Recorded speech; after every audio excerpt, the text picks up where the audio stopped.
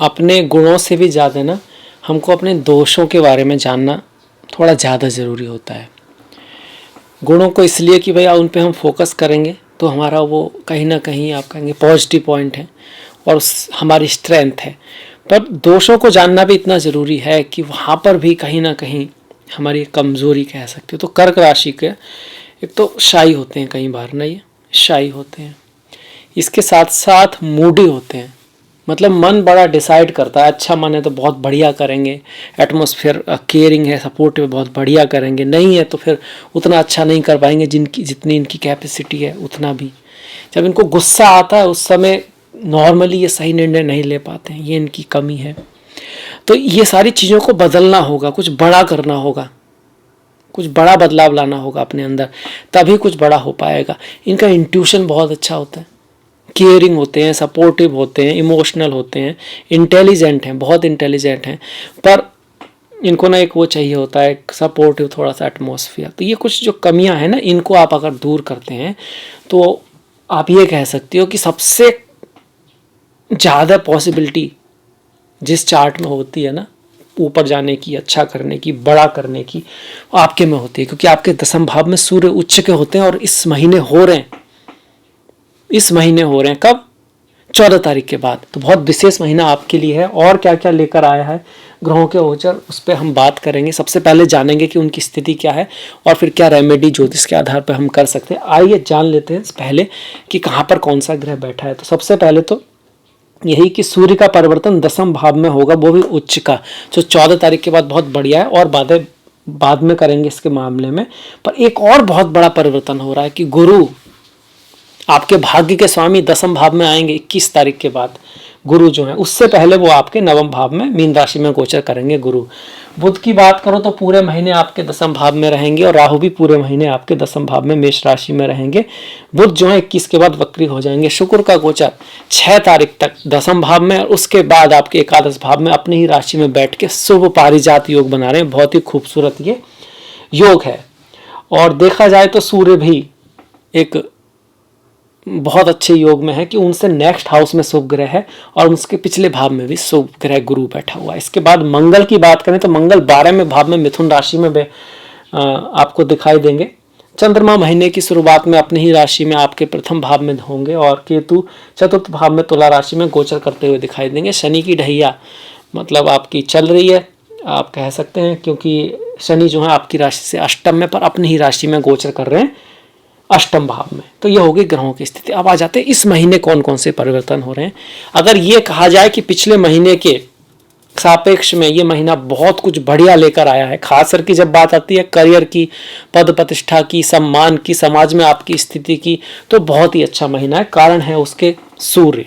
पहले कारण सूर्य है कि सूर्य साल में एक बार उच्च के होते हैं और वो 14 अप्रैल से लेकर करीब अगले महीने की 14-15 तारीख तक सूर्य आपके उच्च के रहेंगे दसम भाव में।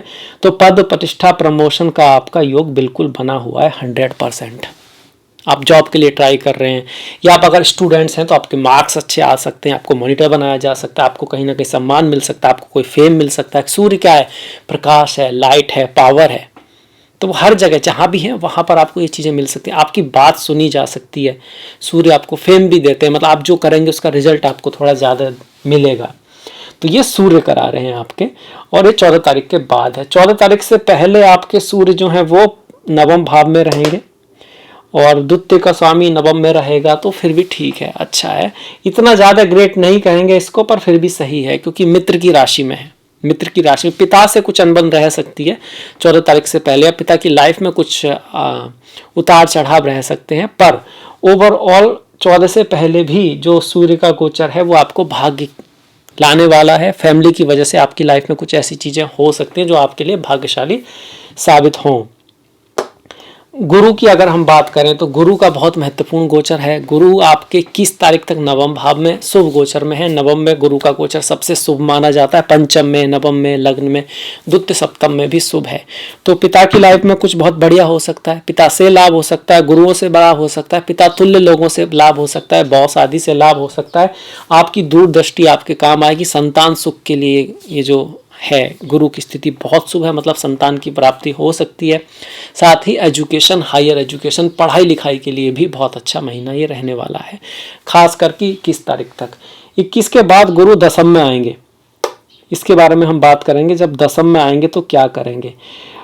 पर इससे पहले शुक्र के बारे में बात कर लेते हैं कि शुक्र जो है ना दशम में रहने वाले हैं 6 तारीख तक, राहु के साथ है। तो आपको मीडिया के थ्रू, फीमेल्स के थ्रू, आर्ट है, क्रिएटिविटी है, इन सब से संबंधित कोई काम है तो आपको सफलता मिल सकती है। यात्राएं थोड़ा बहुत कार्य के क्षेत्र में आपकी रह सकती हैं।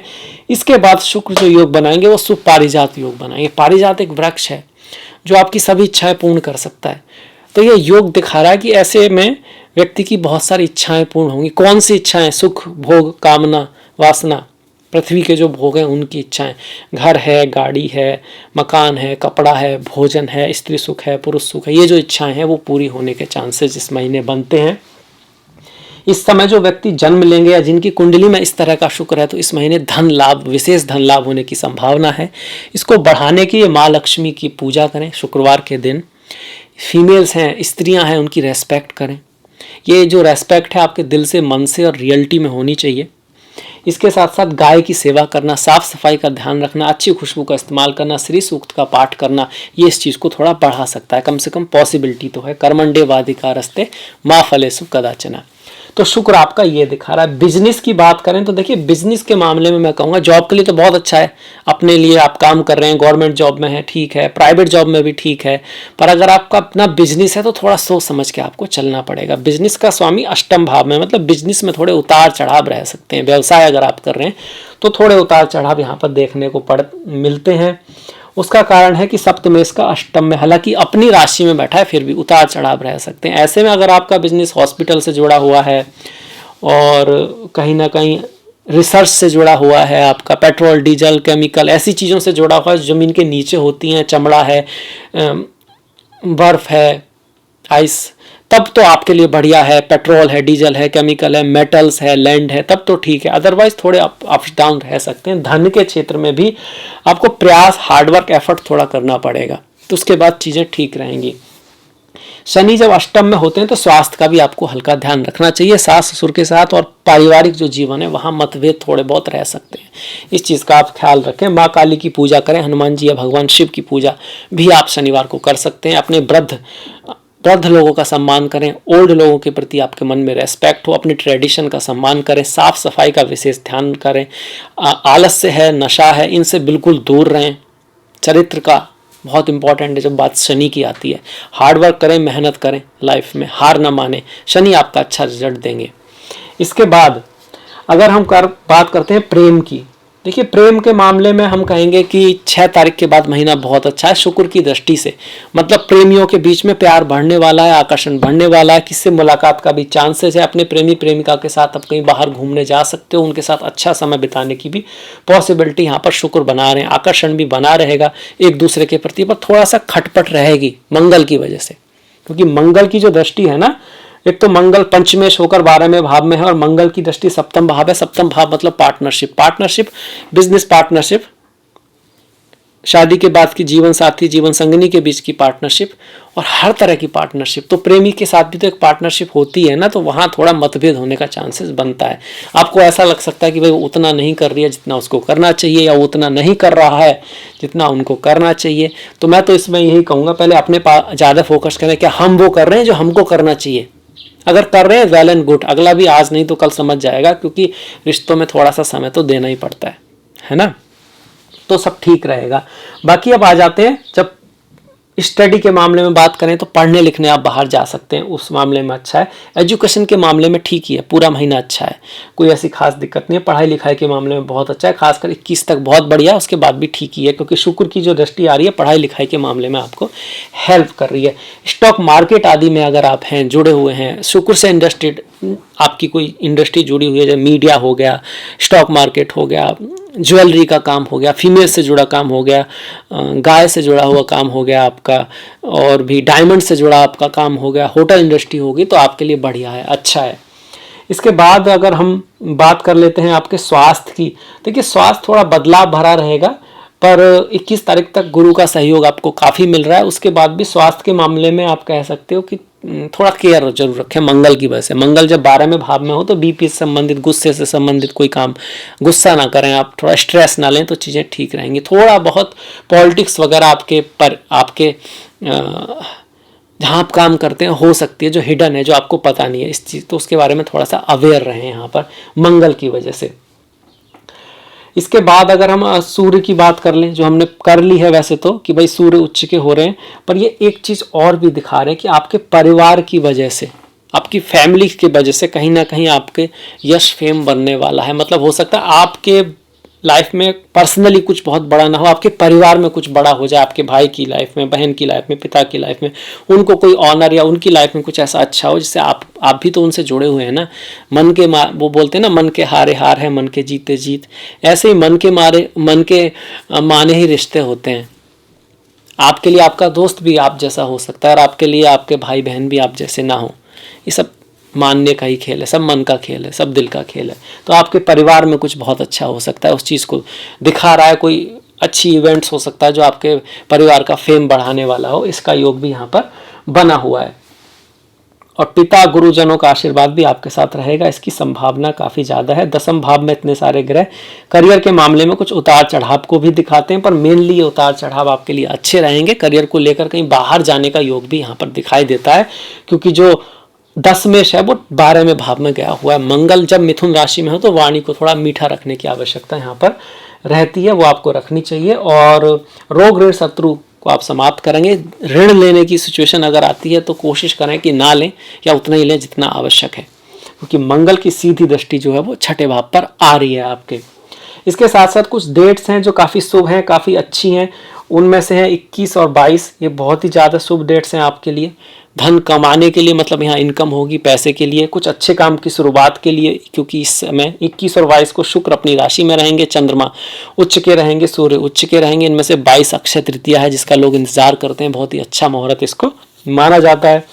तो ये है। इसके अलावा और भी कुछ अच्छी तारीखें हैं, जैसे 1 है, 9 है, 17, 18 है, 19, 26 और 27 है। 19 नहीं, 26 और 27 है, ये अच्छी हैं, आपकी अच्छी डेट्स हैं। 19 और 20 थोड़ा सा टफ है। कारण क्या है, चंद्रमा जो है वो मेष राशि में जाएंगे, उन पर शनि की दृष्टि रहेगी, राहु के आसपास जाएंगे तो मन थोड़ा व्यथित रह सकता है और उस समय आपको थोड़ा सा ध्यान रखना है 19-20 को। इसके साथ साथ 15, 16, 2, 3, 9 ये भी थोड़ी सी ऐसी तारीखें हैं जिसको हम बेस्ट नहीं कह सकते। और चंद्रमा जो है आपके जो स्वामी हैं राशि के, वो केतु के पास जाएंगे 6, 7, 8 को। ये भी कुछ बेस्ट तारीखें नहीं है। तो ये कुछ अच्छी है, कुछ थोड़ी सी नॉट बेस्ट तारीखें हो गई।